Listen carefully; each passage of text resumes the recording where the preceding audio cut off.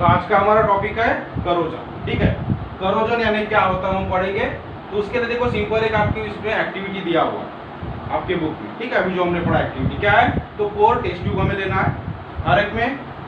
तो क्या apparatus आपको दिया है, 4 test tube, 4 small iron nails.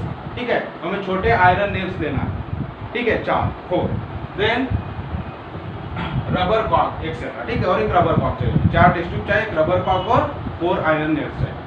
Chemical क्या क्या चाहिए, anhydrous calcium chloride, anhydrous calcium chloride लेना है, ऑयल लेना है, बॉइल्ड वाटर लेना है। ठीक है, अब क्या करना है प्रोसीजर, तो इसको नंबर 1 दे देंगे हम ये टेस्ट ट्यूब को, नंबर 1, नंबर 2, 3 एंड 4। ठीक है, सो नंबर 1 टेस्ट ट्यूब में हमने क्या लिया, बॉइल्ड वाटर ले लिया थोड़ा सा और उसमें ऑयल डाल दिया। तो ऑयल कहाँ होता है, ऊपर में, तो ऑयल की लेयर है। ये जो रेड कलर में दिखा क्या है, ऑयल की लेयर है, और नीचे वाटर है, और उसमें हमने ठीक है नेल डाला हुआ। सेकंड टेस्ट ट्यूब में हमें क्या लेना है, सॉल्ट सोल्यूशन। सॉल्ट सोल्यूशन है नमक का घोल। ठीक है, थोड़ा सा सॉल्ट लेना है और यहाँ वाटर में उसको मिक्स कर लेना। थर्ड टेस्ट ट्यूब में कुछ भी नहीं लेना, खाली। ठीक है, और ये सब ओपन रखेंगे। तीनों टेस्ट ट्यूब क्या है, ओपन है, मतलब एयर उसमें आ सकती है। तो इसमें कुछ भी नहीं रखना है, सिर्फ एयर है इसमें, कुछ नहीं मतलब क्या है, हवा है, एयर। और फोर्थ टेस्ट ट्यूब में हमें क्या करना है, anhydrous air and anhydrous calcium chloride लेना और इसको टाइट कर देना, एयर टाइट, कॉर्क लगा देना इसमें। ठीक है, अब देखो, और ये चारों टेस्ट ट्यूब हमें एक स्टैंड के ऊपर रख के उसको कुछ दिन के लिए छोड़ देना। एक्टिविटी क्या बोल रहा है, कैसे करना है हमें, 4 टेस्ट ट्यूब ले लिया, एक में बॉइल्ड वाटर लिया, उसमें थोड़ा सा ऑयल डाल दिया, दूसरे में सॉल्ट का सॉल्यूशन लिया, तीसरे में कुछ नहीं है, खाली है, चौथे में हमें अनहाइड्रस कैल्शियम क्लोराइड लेना है और उसको कॉर्क से बंद कर देना। ठीक है, तो एयर ऑलरेडी इसमें है पहले से और अनहाइड्रस एयर। ठीक है, और चारों इसमें हमने क्या डाल दिया, एक आयरन का नेल डाल दिया, स्मॉल वाला छोटा सा, और कुछ दिन के लिए इन टेस्ट ट्यूब को भी रख देना। कुछ दिनों के बाद हमें ऑब्जर्व करना है ये चारों टेस्ट ट्यूब में नेल के ऊपर क्या इफेक्ट हुआ, कौन से टेस्ट ट्यूब में नेल जैसा का वैसा रहा और कहाँ पर इफेक्ट हुआ। तो हमें यहाँ क्या नजर आएगा, एक्टिविटी से, ये जो फर्स्ट टेस्ट ट्यूब है इसमें ऑयल की लेयर है, तो यहाँ भी क्या होगा, कोई फर्क नहीं पड़ेगा। आगे ध्यान में, ये टेस्ट ट्यूब सॉरी नेल के ऊपर फर्क नहीं पड़ेगा, जैसा का वैसे हमें रहेगा। फिर जो फोर्थ टेस्ट ट्यूब है यहाँ भी हमें क्या नजर आएगा, कोई इफेक्ट नहीं होगा। ये अनहाइड्रस का मतलब क्या होता है, अनहाइड्रस कैल्शियम क्लोराइड मतलब, अनहाइड्रस का मतलब बिल्कुल भी उसमें वाटर कंटेन एकदम सूखा हुआ। अनहाइड्रस, हाइड्रस मतलब थोड़ा सा वाटर है, गीला।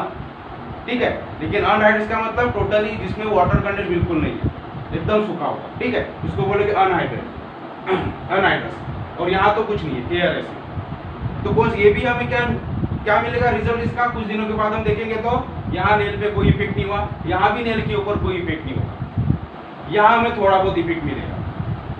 ठीक है, क्योंकि ये एयर में है, मॉइस्चर के भी कांटेक्ट में आ जाएगा, तो यहाँ थोड़ा सा इफेक्ट मिलेगा। और सबसे ज्यादा रिजल्ट यहाँ पे होगा, मतलब ये जो आयरन का नेल है इसके ऊपर क्या मिलेगा हमें, रेडिश कलर का लेयर जमा हो जाएगी, रेडिश ब्राउन कलर की लेयर जमा हो जाएगी।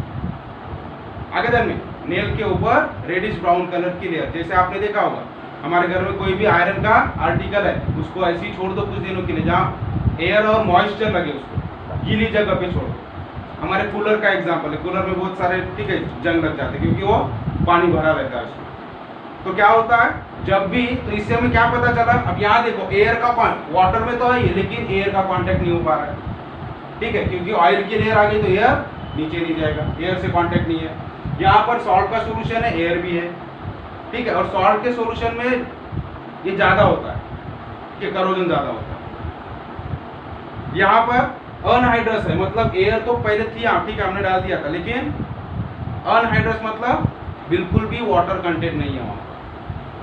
आगे ध्यान में, तो इससे हमें क्या पता चला कि रस्टिंग होने के लिए या करोजन होने के लिए, आयरन का करोजन होने के लिए क्या जरूरी है, मॉइस्चर जरूरी, मतलब वाटर और एयर दोनों का होना जरूरी है।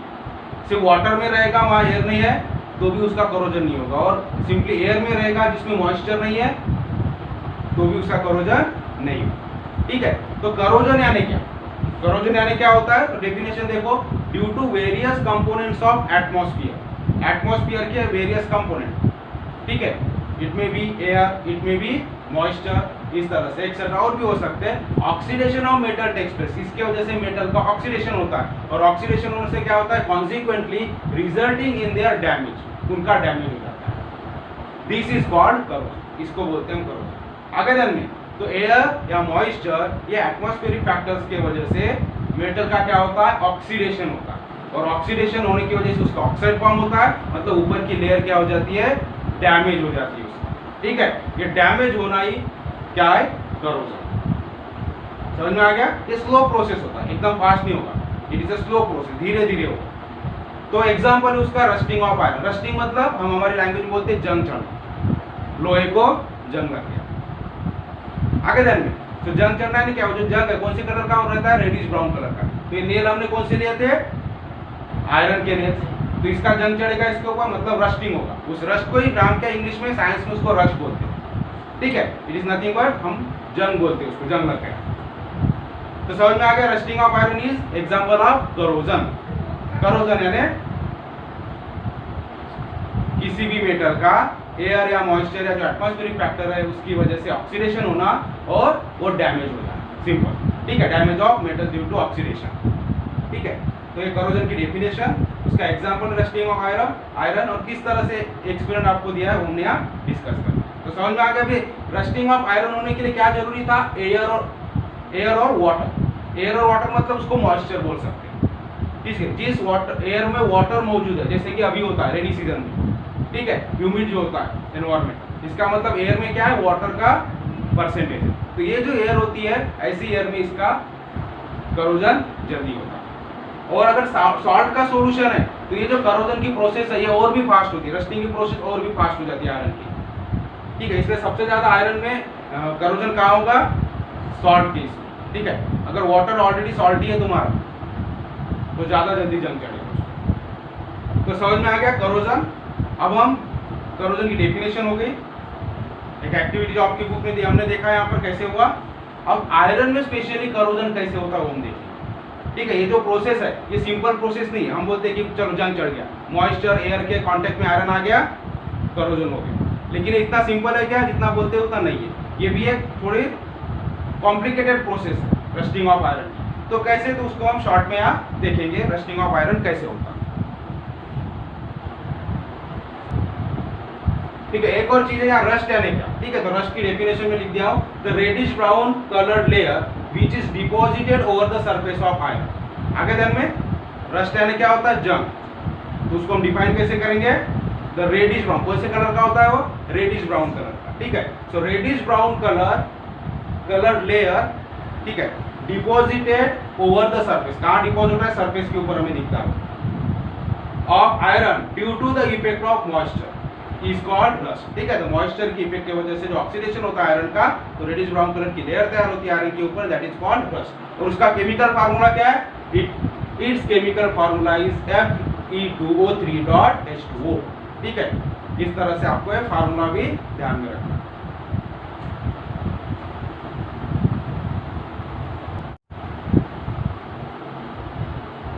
ठीक है, तो अभी हम रस्टिंग कैसे होता है आयरन का वो देखेंगे शॉर्ट में, आपकी बुक में जिस तरह से दिया है। सो क्वेश्चन है, explain the process of rusting of iron. ठीक है, एग्जांपल भी लिया हमने कोरोजन का एग्जांपल, रस्टिंग ऑफ आयरन, तो कैसे होता है वो देखेंगे। तो इसके लिए देखो सिंपल प्रोसेस नहीं है ये इलेक्ट्रोकेमिकल प्रोसेस है। ठीक है, मतलब यहाँ आयंस फॉर्मेशन होता है, आयंस का ट्रांसफर होता है आगे दिन में, और उससे रस्टिंग का प्रोसेस होता है। तो इसलिए हमने पहले लिखा था rust is form by an electrochemical reaction. ठीक है, different regions on the surface of iron becomes anode and cathode. तो जब भी ये आयरन के आर्टिकल के ऊपर, आयरन सरफेस के ऊपर जब भी ये कोई ड्रॉप आएगा, वाटर का ड्रॉप वगैरह आएगा, ठीक है, तो वो वहां पर क्या हो जाता है, या मॉइस्चर जब उससे आता है, मॉइस्चर में क्या होता है, वाटर कंटेंट होता है। तो जब ये मॉइस्चर या ये वाटर ड्रॉप कांटेक्ट में आएगा आयरन आर्टिकल, तो ये जो सरफेस है आयरन का, ये दो रीजन में डिवाइड हो जाता है। एक पार्ट उसका एनोड बन जाता है और दूसरा पार्ट क्या बन जाता है, कैथोड बन जाता है। आगे दिन में समझ में आ रहा है, the region on the surface of iron becomes anode and cathode. तो जब भी ये कांटेक्ट में आएगा वाटर का ड्रॉप, तब एक रीजन एनोड का काम करेगा तो दूसरा रीजन कैथोड का काम करेगा। अब ये दोनों में क्या रिएक्शन होती है हम वन बाय वन देखेंगे। एनोड रीजन में क्या रिएक्शन होती है, कैथोड में क्या रिएक्शन होती है, कौन सा क्या ठीक है, कौन सा आयन किधर ट्रांसफर होता है, किस तरह से आयरन रस्ट फॉर्मेशन होता है। ठीक है, अब देखो आपकी बुक में दिया नंबर 1 रिएक्शन। सो नंबर 1 क्या होगा, Fe is oxidized to Fe2+। ठीक है, तो ये मैं लिख लेता हूं इधर, फिर एक्सप्लेन करता हूं। अब देखो क्या हो रहा है, तो वाटर का ड्रॉप आयरन के सरफेस के ऊपर आ गया, तो एक रीजन इसका एनोड का काम करेगा और दूसरा रीजन कैथोड का काम करेगा। ठीक है, अब फर्स्ट प्रोसेस क्या होगा, Fe मतलब जो आयरन है is oxidized to Fe2+ in the anode region. तो एनोड रीजन में क्या हो रहा है, ये जो आयरन का आर्टिकल है, इसका जो सरफेस है, तो यहाँ का जो आयरन है वो क्या होगा, Fe यानी आयरन, ये सॉलिड है। ठीक है, ये काय में कन्वर्ट हो रहा है, Fe2+ आयन में कन्वर्ट हो रहा है। Fe2+ आयन में कन्वर्ट हो रहा है, मतलब 2+ आयन कब बनेगा, जब वो इलेक्ट्रॉन लूज करेगा। ठीक है, अब इलेक्ट्रॉन जब लूज करता है तो कौन सी रिएक्शन होती है, ऑक्सीडेशन, हमने देखा, इसलिए Fe इज ऑक्सीडाइज्ड, तो Fe का ऑक्सीडेशन हो गया, मतलब आयरन सरफेस जो है उसका यहाँ पर ऑक्सीडेशन हो रहा है आयरन का, और वो कन्वर्ट हो रहा है, मतलब यहाँ 2 इलेक्ट्रॉन लूज कर रहा है और Fe2+ आयन में कन्वर्ट हो रहा है। समझ में आया, ये रिएक्शन कहाँ हो रही है, एनोड रीजन में हो रही है। ठीक है, यहाँ Fe2+ आयन तैयार हो गया। ठीक है, एक्वस फॉर्म में, क्योंकि ये वाटर ड्रॉप, तो यहाँ Fe2+ आयन अवेलेबल हो गया प्रेजेंट। अभी कैथोड रीजन में क्या होता है वो देखेंगे। O2 इज रिड्यूस, O2 कहाँ से मिल रहा है, एयर से। हवा में क्या है, एयर में O2 है, ऑक्सीजन है। ठीक है, तो ये O2 is reduce to form water in the cathode region. और कैथोड रीजन में कौन सी रिएक्शन हो रही, तो जो एयर से O2 है, ये O2 किसके साथ रिड्यूस हो रहा है, रिड्यूस यानी हाइड्रोजन के साथ रिएक्शन, तो हाइड्रोजन गेन कर रहा है वो और रिड्यूस हो रहा है। तो रिड्यूस होकर क्या होगा, ऑक्सीजन और हाइड्रोजन की रिएक्शन के क्या तैयार होगा, वाटर तैयार होगा। ठीक है, H2, इसलिए O2 is reduce to form water in the cathode region. तो O2 जो गैसियस फॉर्म में है, ठीक है, ये एक्वस फॉर्म में जो यहाँ पर हाइड्रोजन अवेलेबल है वाटर से, उसके साथ में रिएक्शन करेगा, इलेक्ट्रॉन गेन करेगा साथ में। ठीक है, तो इलेक्ट्रॉन गेन करना ये कौन सा रिएक्शन है, रिडक्शन रिएक्शन। तो यहाँ ऑक्सीडेशन हो रहा है Fe का, Fe2+ आयन में कन्वर्ट हो रहा है, और इधर O2 का क्या हो रहा है, रिडक्शन हो रहा है। O2 का रिडक्शन होकर क्या फॉर्म हो गया, वाटर मॉलिक्यूल फॉर्म होगा। ठीक है, so O2 is reduce to form water in the cathode region. तो रिएक्शन क्या होगी, ऑक्सीजन ले लिया एयर से, इसलिए गैस स्टेट में हाइड्रोजन आयन प्लस इलेक्ट्रॉन, ये गेन करेगा तो H2 यहाँ पर तैयार होगा। कौन से रीजन में हो रहा है, कैथोड रीजन। ठीक है, तो यहाँ हम ये रिएक्शन लिख सकते हैं, और यहाँ जगह नहीं थी इसलिए मैंने लिखा था O2+ 4H+ प्लस 4 इलेक्ट्रॉन यानी H2O तैयार होगा लिक्विड फॉर्म, ये कैथोड रीजन में होगा। ये रिएक्शन आप यहाँ भी लिख सकते हो। अभी देखो क्या होगा, अब यहाँ वाटर फॉर्म हुआ है, समझ में आ गया, एयर से O2 ले लिया, उसका रिडक्शन हुआ, हाइड्रोजन के साथ कंबाइन हुआ, इलेक्ट्रॉन उसने ले लिया, यहाँ पर जो भी, क्योंकि इलेक्ट्रॉन लूज हो रहा है। अभी इलेक्ट्रॉन कहाँ से आ रहा है, तो Fe इलेक्ट्रॉन लूज कर रहा है, हमने यहाँ देखा Fe क्या हो रहा है, Fe2 में कन्वर्ट हो रहा है, तो इलेक्ट्रॉन लूज हो रहा है। यही इलेक्ट्रॉन कौन एब्जॉर्ब कर रहा है, ऑक्सीजन। ठीक है, गेन कर रहा है इलेक्ट्रॉन, और H+ आयन यहाँ गेन कर रहा है। सो यहाँ वाटर फॉर्मेशन हो रहा है। अब क्या होगा, ये जो Fe2+ यहाँ बना हुआ एनोड रीजन में, ये Fe2+ क्या होगा, माइग्रेट होगा किधर, कैथोड रीजन में। अब ये फॉर्मेशन होने का, ठीक है, उसकी ये इधर से इधर माइग्रेट होगा। अब Fe2+ ion migrate from the anode region, they react with water and further get oxidized to Fe3+ ion. अब ये जो वाटर यहाँ तैयार हुआ, ये वाटर के साथ में क्या करेगा, Fe2+ आयन रिएक्शन करेगा। ठीक है, और ये क्या हो जाएगा, फिर से ऑक्सीडाइज होकर Fe3+ आयन में फिर से इलेक्ट्रॉन लूज करेगा। जब वाटर के साथ इसकी रिएक्शन होगी तब फिर से इलेक्ट्रॉन लूज करेगा और Fe3+ आयन में कन्वर्ट हो जाएगा। समझ में आ रहा है, तो फिर से ऑक्सीडेशन हो रहा है इसका। So Fe2+ ion migrate from anode region, they react with water and further get oxidize to Fe3+ ion. समझ रहा है यहाँ तक। अब आगे क्या होता है, ये Fe3+ आयन काय में कन्वर्ट हो जाएगा, वाटर के साथ फिर से रिएक्शन करके, हम देखेंगे आगे की रिएक्शन। तो ये मैं रब कर लेता हूँ आप। ठीक है, तो क्या होगा फाइनल प्रोसेस, तो दो रिएक्शन में हमने एनोड में क्या होता है वो देखा, कैथोड में क्या होता है। तो एनोड में क्या हुआ, Fe जो आयरन है उसका कन्वर्शन Fe2+ में हो गया। ठीक है, कैथोड में क्या हो गया, ऑक्सीजन के साथ हाइड्रोजन का रिएक्शन H+ आयन हो, ये जो इलेक्ट्रॉन यहाँ लूज हुए उसके साथ ये रिएक्शन करके H2O में वाटर यहाँ तैयार हो गया। अब थर्ड प्रोसेस में क्या होता है, थर्ड रिएक्शन कैसी होती है, ये जो Fe2+ है ये यहाँ से इधर माइग्रेट होगा कैथोड के तरफ और वाटर के साथ रिएक्शन करके Fe3+ में कन्वर्ट हो जाएगा। समझ में आ रहा है? Fe2+ का कन्वर्शन Fe3+ आयन यानी ऑक्सीडेशन हो रहा है यहाँ फिर से। अभी Fe3+ जो आता है इसी के वजह से रस्ट फॉर्म होता है। ठीक है, ये Fe3+ यहाँ से जो माइग्रेट होकर इधर आया है और यहाँ जो वाटर अवेलेबल इसके साथ रिएक्शन कर लेगा। सो Fe3+ वाटर के साथ रिएक्शन कर रहा है। ठीक है, और वाटर के साथ रिएक्शन करके Fe2O3 में कन्वर्ट हो जाता है। तो इसी को बोलते हैं हम रस्ट। ये क्या है? रस्ट का फार्मूला Fe2O3। तो इस तरह से ये reddish brown reddish coloured hydrated oxide is form from Fe3+ ion.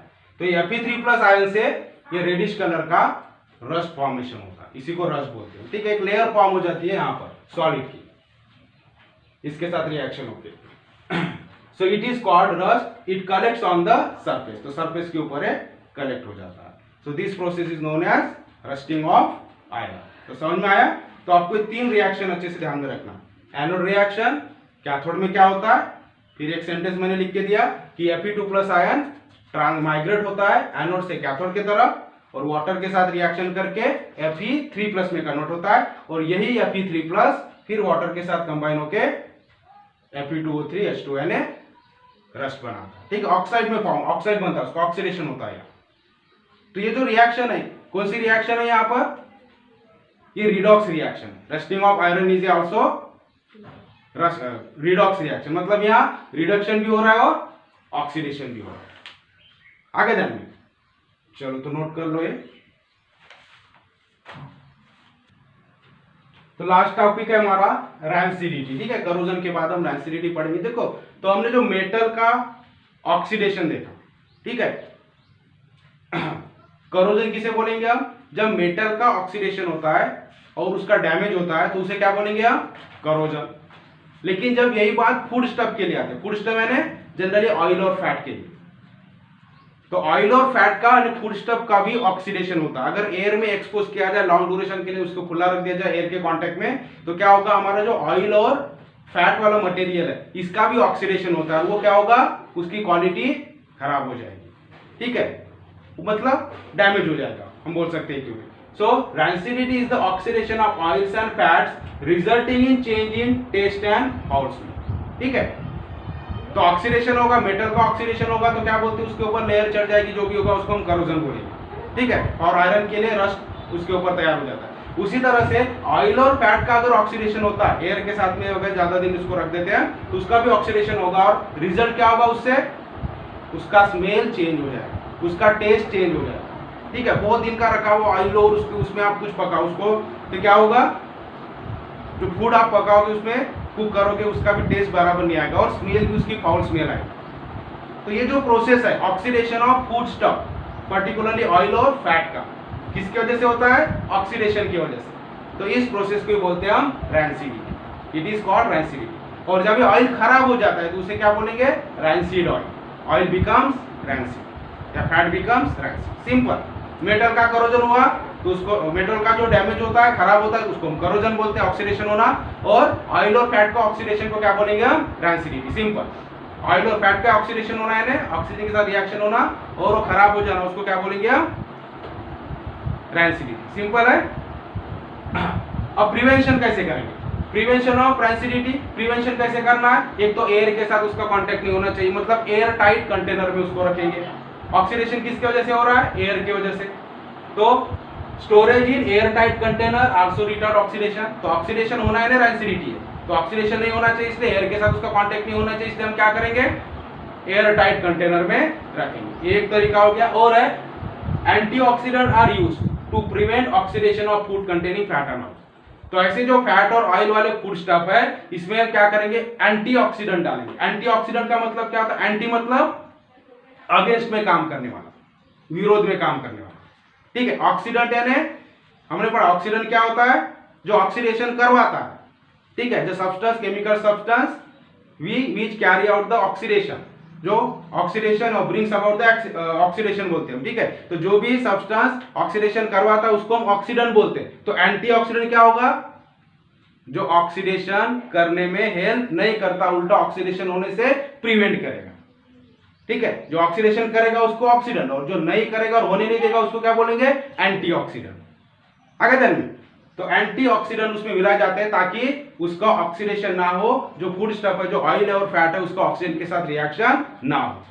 आगे ध्यान में, तो ऑक्सीडेंट्स का यूज करके हम उसको प्रिवेंट कर सकते, एंटीऑक्सीडेंट का यूज करके हम रैंसिडिटी को यानी ऑक्सीडेशन ऑफ फूड को प्रिवेंट कर सकते हैं, और साथ में एयर टाइट कंटेनर में रख के। तो इस तरह से रैंसिडिटी है। ठीक है, तो समझ में आ गया डेफिनेशन एंड डाउट। रैंसिडिटी मतलब it is oxidation of oil और fat because of which the smell of oil changes to foul smell and it taste also changes, मतलब वो खराब हो जाता है। ठीक है, सो प्रिवेंशन भी हमने देखा।